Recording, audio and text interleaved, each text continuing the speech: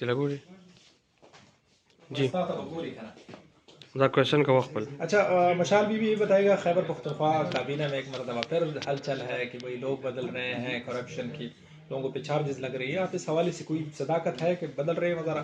لیکن جی خان صاحب نے دو احکامات دیے ہیں. ایک خان صاحب نے کہا ہے جو تمام صوبائی کابینہ کے اراکین ہیں ان کے پاس جو تنظیمی عہدے ہیں وہ اس سے ریزائن کر لیں اور تنظیمی عہدوں پہ نئے لوگ نوٹیفائی کرائے جائیں گے جن کی ریکمنڈیشن جنید اکبر صاحب کریں گے، اور ان کو خان صاحب نے اس حوالے سے فلی امپاورڈ کیا ہوا ہے.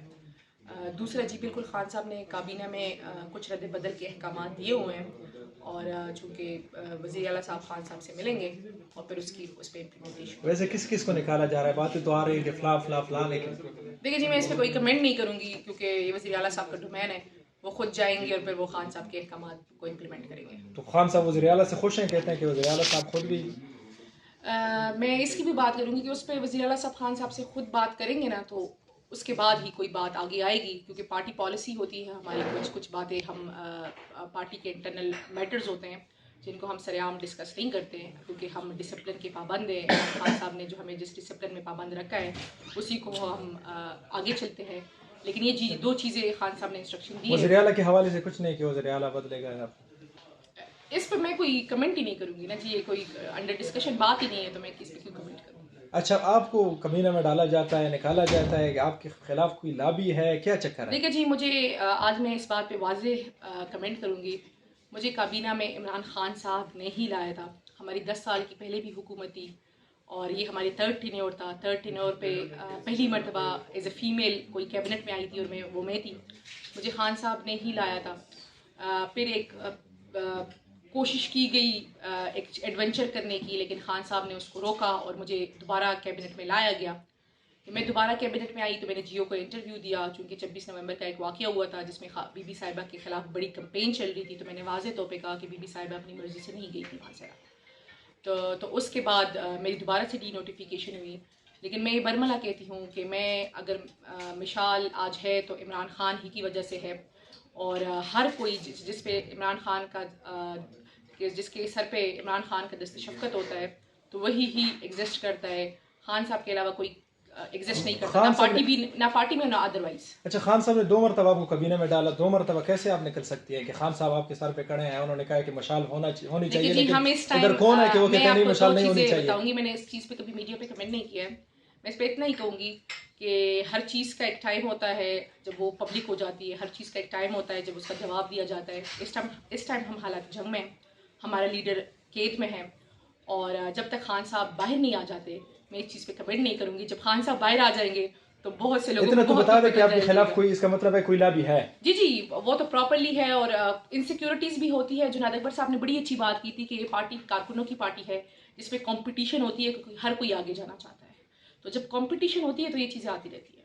آپ پر اعتراض تھا کہ آپ جو ہیں آپ کو کیسے لا گیا نان الیکٹڈ، لیکن بیرسٹر سیف پر کوئی اعتراض نہیں، وہ بار بار آ جاتے ہیں. دیکھیے جی بیرسٹر سیف کے علاوہ بھی بہت سے نان الیکٹڈ اس کیبنٹ میں ہیں. ہمیں صرف بیرسٹر سیف کو اس پہ آبجیکشنز نہیں کرنی چاہیے. اگر نان الیکٹیبل کی بات ہے تو پھر سب پہ آبجیکشنز کرنی چاہیے. اس ٹائم کافی لوگ ہیں جو نان الیکٹیبلز ہیں لیکن وہ کیبنٹ کا حصہ ہے. رہ گئی مجھ پہ اعتراض والی بات، تو مجھے خان صاحب نے ریزرو سیٹ پہ ٹاپ 1 پہ رکھا ہوا ہے. پریورٹی نمبر 1 پہ میں پروونشل اسمبلی کے پی کی کینڈیڈیٹ ہوں. لیکن چونکہ ای سی پی نے ہمارے مینڈیٹ پہ ڈھاکہ ڈالا ہوا ہے، ابھی تک ہماری نوٹیفیکیشنز نہیں ہو رہی. 1 سال ہو گیا ہے ہمارا مینڈیٹ چوری ہوا ہے. تو اس وجہ سے جو میں اسمبلی میں بیٹھ نہیں سکتی، اور اسی وجہ سے پھر خان صاحب نے کہا کہ میں کیبنٹ میں ایز اے ایڈوائزر رہوں گی اور مجھے ڈپارٹمنٹ دیا گیا. خان صاحب نے اگر میں ریزرو سیٹ پہ ہوتی تو شاید میں سوشل ویلفیئر منسٹر کی بجائے لو منسٹر ہوتی، کیونکہ خان صاحب نے واضح طور پہ یہ احکامات دیے تھے. لیکن چونکہ بڑی ٹیکنیکلٹیز آ گئی درمیان میں، تو جو پارٹی پالیسی ہے، جو ہمارے لیڈر کا آرڈر ہے، ہم وہ ڈسپلن فالو کرتے ہیں، ہم اس سے آگے پیچھے نہیں جاتے. لیکن جتنے بھی اعتراضات ہوتے ہیں ایک مخصوص پروپیگنڈا کیا جاتا ہے، مخصوص لوگوں کی طرف سے کیا جاتا ہے، اور وہ چاہتے ہیں کہ کسی بھی بندے کو کنٹروورشل کیا جائے. میں 9 مئی سے پہلے بھی کری تھی، میں 9 مئی کے دن بھی کری تھی، میں 9 مئی کے بعد بھی کری تھی. Last but not the least, آپ تب تک خاموش رہیں گی جب تک آپ ریزرو سیٹ پہ نہیں آتی؟ نہیں جی، میں تب تک خاموش رہوں گی جب تک میرے لیڈر خان صاحب باہر نہیں آ جاتے، اور جب خان صاحب باہر آئیں گے پھر بہت سے فیصلے ہوں گے. آپ کا کوئی مداوع ہو جائے گا پھر؟ गले शिकवे सुने जाएंगे आप? देखें जी, मेरे लिए सबसे बड़ी बात यह है कि मैं हफ्ते में 2-3 दिन अपने लीडर इमरान खान से अडयाला जेल में मिलती हूँ। खान साहब को सब कुछ पता है और खान साहब ने मुझे एक बात की थी कि सब्र और तहम्मुल, तो मैं अपने लीडर की उन्हीं अल्फाज पे अमल दरामद कर रही हूँ और इंशाल्लाह एक खान साहब ने मुझे एक बात की थी कि इज़्ज़त और ज़िल्लत देने वाली ज़ात अल्लाह ताला की है। इतनी साजिशें हुई, इतने प्रोपेगेंडे हुए, इतनी अफवाहें हुई, कैबिनेट की में से निकाला गया 2 मरतबा, लेकिन मैं आज भी उसी नज़रिए, उसी हिम्मत और उसी हौसले से खड़ी हूँ, पीछे नहीं हटी हुई हूँ। और मैं बरमला एक बात करती हूँ कि आप जो मर्जी कर ले, पीछे नहीं हटूँगी।